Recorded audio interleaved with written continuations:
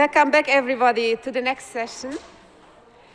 We have seen about problems how to get girls from school to the university, but then, you know, the leak is at every stage, and also it is problematic to get enough women from the studies further to stay for making a PhD at the university. And so the reasons for losing females at different stages from our career path have common aspects for the different career stages, but there are also special aspects in it. And in this session, we would like to highlight some experiences in research and activities in these areas. And I'm very happy to have our first speaker, Miguel, to report on his experience in an activity related to software engineering and the role of girls in this area. Thank you. So, hello everybody. So my name is Miguel Valão, and I come from the Universidad Nova de Lisboa. The subject of this talk is on how different problem-solving styles may affect gender inclusion in computer science courses. And this is joint work done with Catarina Gralha and a master student that we had, Catarina Mach.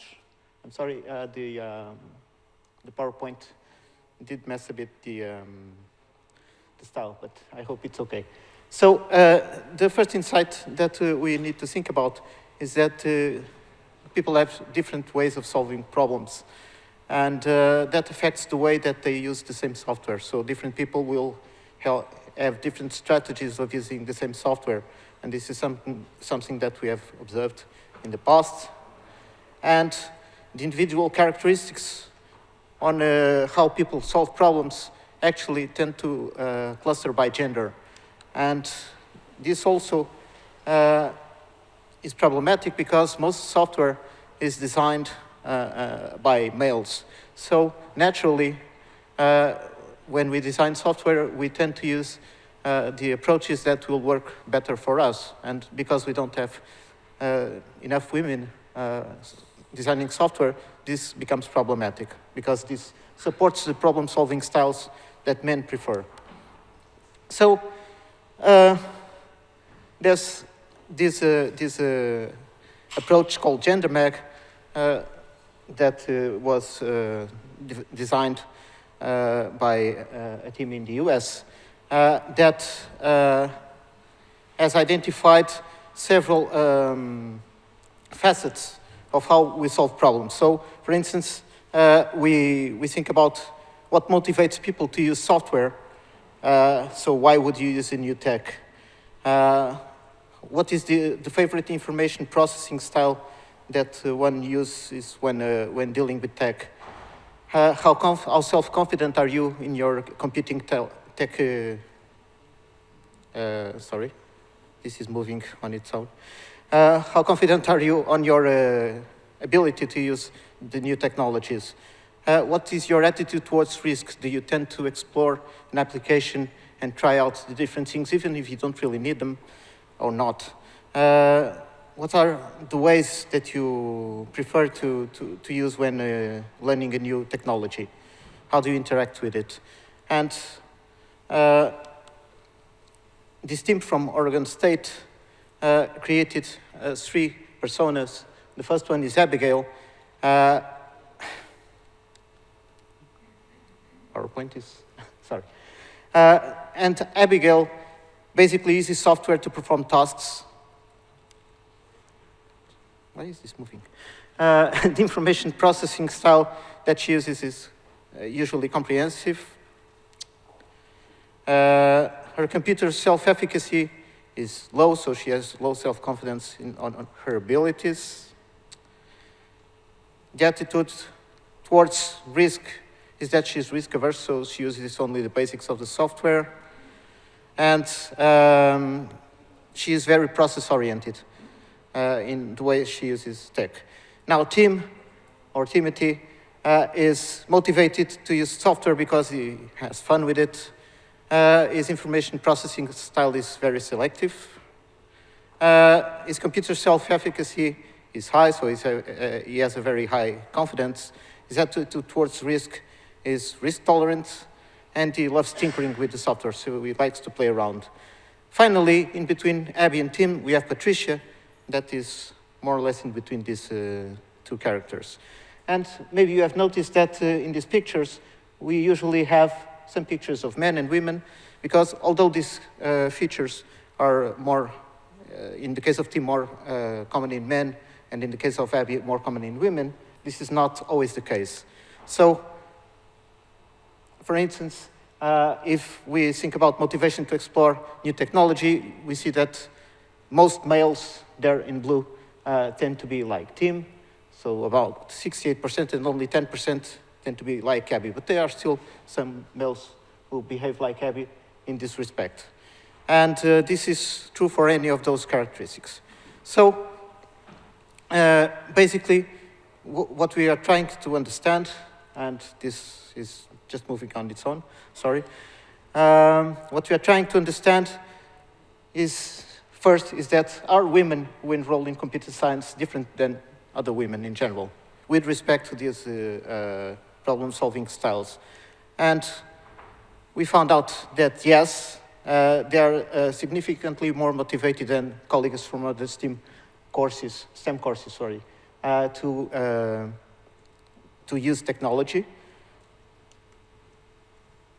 They are also more adept of tinkering than colleagues from other STEM courses. And with respect to these three other characteristics, they are basically the same.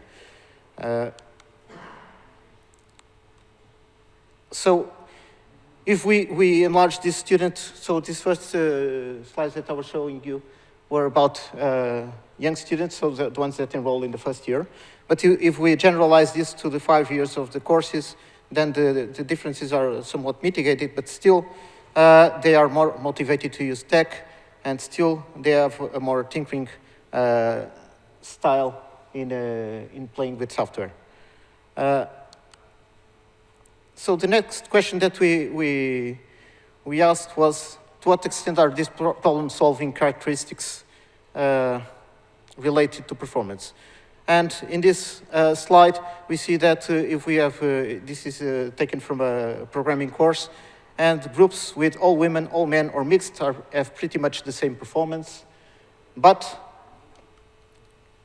if we go to the final grades of the course, then men in general have a slightly better performance. This does not mean that women are doomed.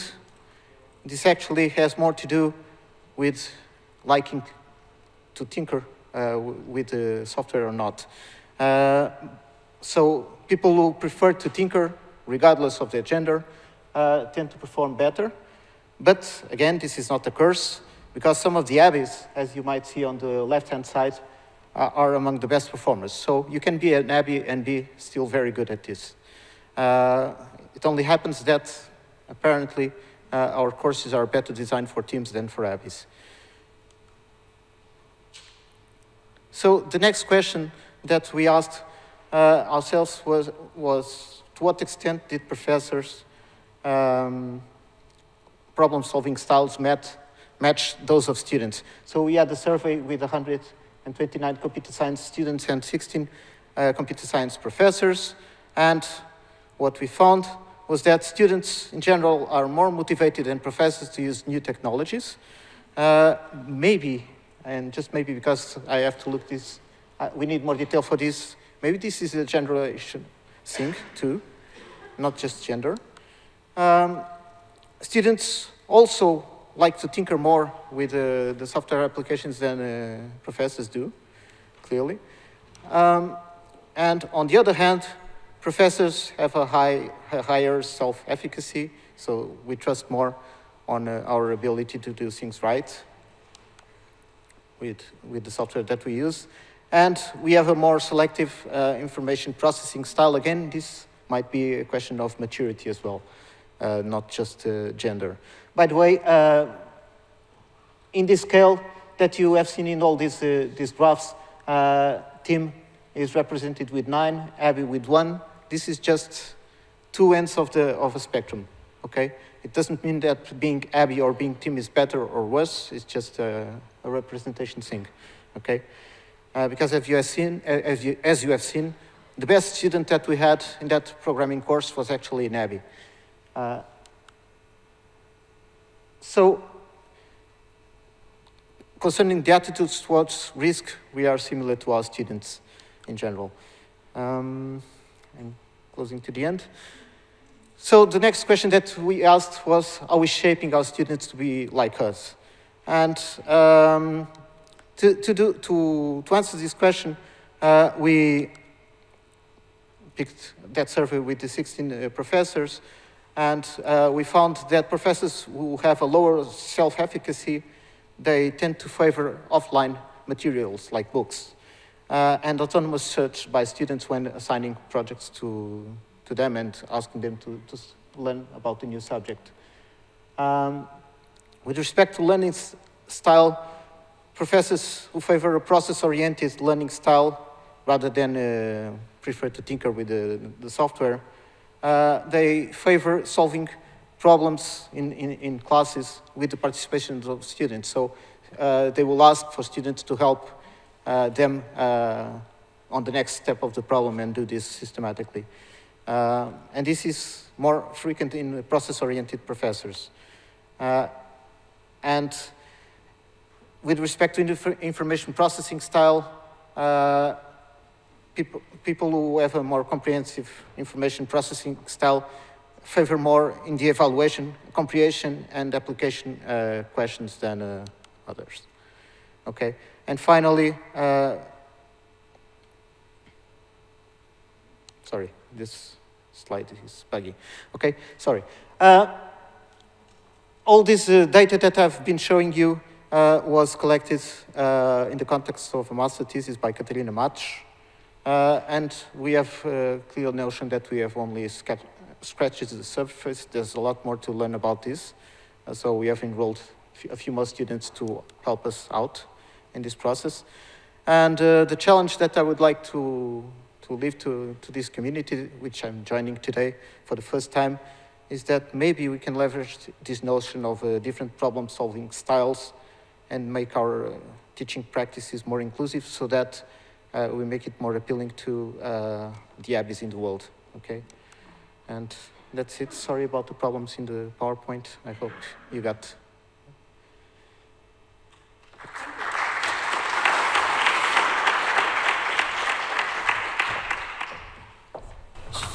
Thank you for the very nice talk. It also shows how manifold the reasons are, and it is hard to get through between all these impact factors, all these aspects. What we have seen here now from the scientific aspects of scientific content on software engineering.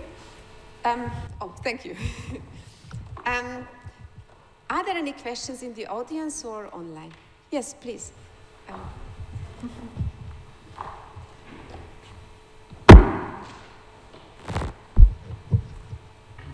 Thank you for your presentation. So sorry if I missed it, but I have a question about self-efficiency, about computer. It's perceived self-efficiency or you measure it? Perceived self-efficiency. Perceived. Yes. Okay. Thank you. All of this is perceived. So basically, we used a standard questionnaire that Margaret Burnett, the inventor of this gender mag approach, provided us. He was generous to provide it. And so we have, by now, a few hundred questionnaires done to professors, students, professionals, and we are just starting to explore the data. But it's all perception. You had a question? Thank you, Miguel. My question is also more of a clarification, and it's about the thinkering. Yes. I know what thinkering is, but I'm not sure what I think thinkering is the same that you considered for your study. Okay. So could you please clarify what you meant by that? Okay, so excellent question. So when we are, say, developing software, the idea of tinkering is that we will try things just to see what happens, okay? And it turns out that the teams in the world. And I don't know if you noticed, but there are like 30-something% or 40% of ABBYs in computer science who are tinkerers as well. We are not afraid of trying it and to see what happens. So particularly in programming, there's this notion that I teach computer science students of the first course of programming, and also in other STEM. And particularly in other STEM, they are afraid to try things because they are afraid that the computer might explode or something, okay? And we have to cross that barrier so that they are not afraid of failing and trying again, because you learn a lot from when you do mistakes. And apparently, and this is my perception even for my teaching, we seem to favor approaches where people will actually be encouraged to try and fail, try and fail, try and fail. So this is encouraging tinkerers to some extent, as opposed to encouraging people who will go and read a book about programming, really understand it, and then try it. We have also fantastic students who prefer this approach. So the thing is that maybe we are disencouraging those who would prefer this by pushing them to, don't worry, try, it will fail, not a problem. I'm not sure what the good way of going is. What I have been observing through the data is that tinkerers in general tend to have a better time. So if you want to discuss further, tomorrow we will have an origin working day, and we are in working group 2. So if you would like to continue discussion, then you have plenty of opportunities for collaboration. We have new students picking up on this. Unfortunately, Okay. we have to move on, but you see there is a strong need for further discussions on these aspects. Thank you. And also, we have already seen that questionnaires are an important tool to find out what is behind, because still we do not fully understand what are the reasons and why, despite so many activities and so intensive efforts, we do not manage to increase the numbers. And Larissa is our next speaker. Yes. Who did also a very nice effort in this direction, and collected also some facts, what motivates girls to pursue computer science careers. Please. Thank you. How can I switch between slides? Okay, thank you. So, yes. So, hello and welcome to my talk. As was already said, my colleagues and I conducted a study about problems researchers in Germany have and how they solve them. So we are from 3 different groups and normally conducting research related to software engineering and software architecture. And within our group, we already have different cultural backgrounds, and we are at different stages of life, meaning that some of us are older, some of us are younger, some of us already have kids. But what we all share is that we are women in computer science, and thus a minority. So one day,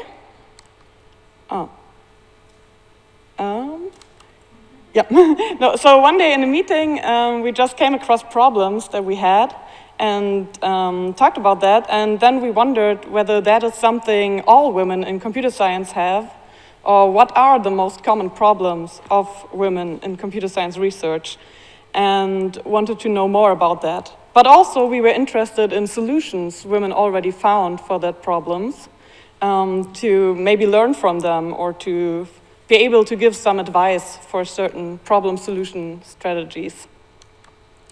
So we decided to conduct a survey about that, asking women about that, and we decided to restrict ourselves to technical universities because we were mostly interested in computer science participants and in Germany to somehow scope the study. And we decided to ask people who identified themselves as women. And then we split up the answers into two groups. One, the computer scientists, and the counter group, the not computer scientists, which are also mostly in STEM research. To find out more specifically about their problems, we first came up with 4 main problem areas where we thought problems could be located in, which are the cultural, personal, and the workplace dimension, and the research, where we distinguish between problems at the workplace in general and problems related to research specifically. And also an others category to account for problem areas that we didn't think of and to give participants the possibility to state some other problems. And more specifically, we then asked about some subtopics in each problem area, which are for the cultural and the religion, clothing, problems related to name changing, and also problems related to cultural infrastructure, for example, prayer rooms that are only for men. Regarding personal dimension, we asked about problems related to hormones and period, the life plan, responsibilities when women have, for example, more responsibilities, for example, regarding elder care, and pregnancy. For problems at the workplace, we considered equality issues, support regarding equality, collaboration issues with men, and also the workplace infrastructure, for example, that there are no toilets for women. For research, we asked about the idea sharing, problems with appreciation of the research of women, problems related to publications, for example, when it comes to the author sequence, that the prioritization is in favor of men, and also priority of women. So we then asked every question the same. We first introduced the problem area we're talking about at the moment, and then asked whether the participant experienced a problem related to that topic. And if she crossed yes, then she could give us a detailed description, optional, and also indicate whether she solved that problem. And if so, she could also give a description of the solution. We made the survey then available for 2 weeks online and received in total 220 surveys, from which 132 were fully answered and from women who did or currently do research in Germany. And there we had 52 computer scientists and 80 not computer scientists. So before I come to our evaluation, let me concretize our research questions. So as I said, we were mostly interested in what problems women face in research. And there we were interested in the 3 dimensions. First, in which area are the most problems located? And then which topic, so which specific subtopic has the most problems? And lastly, what are the actual problems participants described related to a topic? And analogously for the solutions. So coming to the results, first we see an overview of the problems and the solutions per area, where we can see that most problems are located in the personnel area, closely followed by work, and then research and cultural issues, where we can also see that problems are colored in red, that work problems seem to be way more common for computer scientists, with 30.9% related to 24.9% of non-computer scientists. And speaking about solutions, we can also see that most of the problems are not solved. Only about 1/3 of problems were solved by the computer scientists and 24% by the non-computer scientists. If we now look at the topics, we can see that life plan issues are the most common problem. So for example, to decide when to have kids.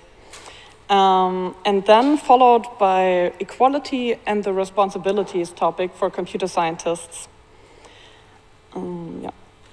Where we can see that for some topics, solutions seem to exist, which are colored in green. For example, the life plan was solved for 4% of the problems and 4.9% by the respective groups.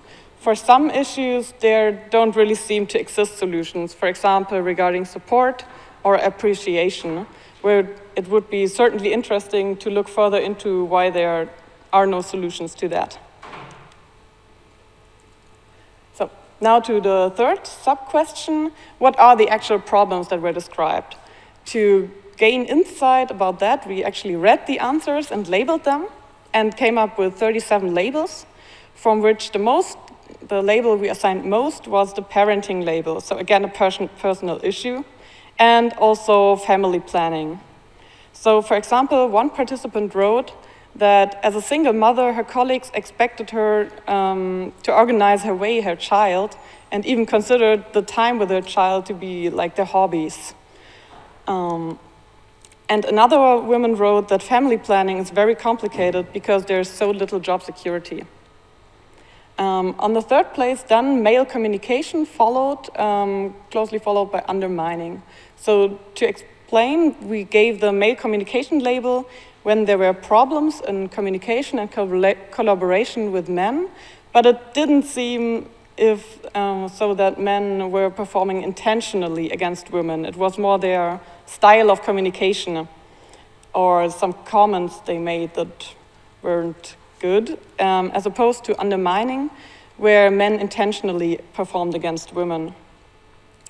And then promotion refers to problems related to the career because of, for example, parental leave. So, for example, one participant wrote, whereas men are supported and invited, for example, to publish with the boss and getting great recommendation letters, my female colleagues and I are doing the groundwork, teaching, for example. So now to speak about solutions.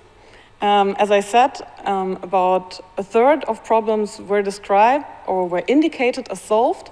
However, we sorted out some solutions from the labeling process that didn't really were a solution. For example, one participant wrote that she continued to go to work with migraine and just take more painkillers. So we didn't consider that a solution and thus didn't include it in the solution labeling process here. So the most commonly described solution was to accept help by others and also later on help others. For example, one participant wrote that meeting and exchanging with other women and also building networks of women really helped her. And then even after a solution we consider as good, follows the workaround, which is mostly more time-consuming and thus not really a good solution. For example, one participant wrote related to the name-changing problem that she just established a constant communication about who she is, being the person that ran under a different name before.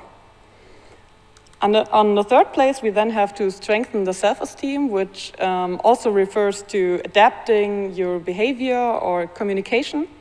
As for example, one woman wrote that she adapted her communication to be more straightforward and to communicate her needs more directly. Yeah. So shortly regarding threats to validity, regarding the internal validity of our study, the areas and topics were not fully disjoint, and also the association of a problem to a certain topic or area depends on every person, so that could change a little bit. Regarding external validity, we only contacted technical universities, so our non-computer scientist group may not be comparable to other non-computer scientist groups, and also we had different group sizes. Regarding reproducibility, the problem and solution labeling process would be a concern. So to sum up, we conducted a survey to collect problems and solutions of women in research in Germany, and found out that between the groups, the distribution of problems across the areas are similar. However, a computer scientist group was able to solve 34% of their problems, whereas the non-computer scientist group was able to solve only 23%. And the computer scientist group reported more equality issues. The most described problems were parenting and family plans, and the most frequently described solutions to that were to accept help from others, to find a workaround, and to strengthen the self-esteem. Thank you.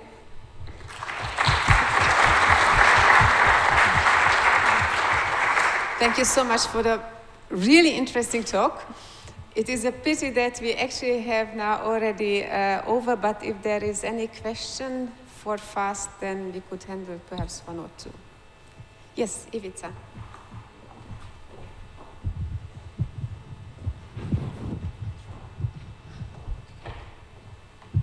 Thank you.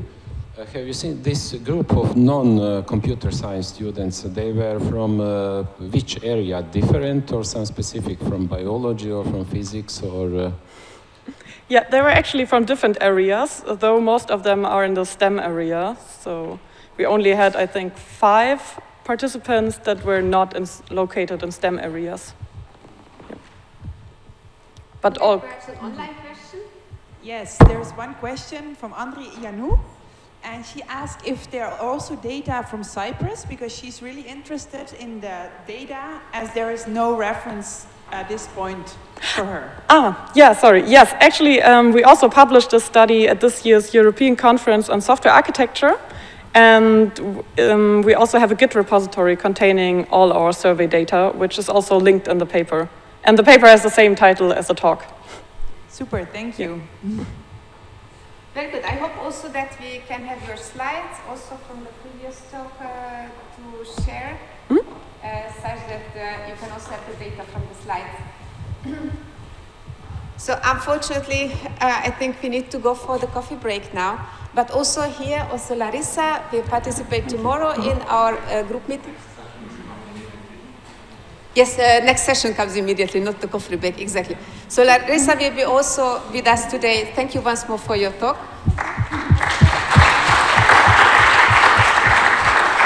So I hope to see you tomorrow in the WVG2 meeting to discuss, and I pass over to the next part.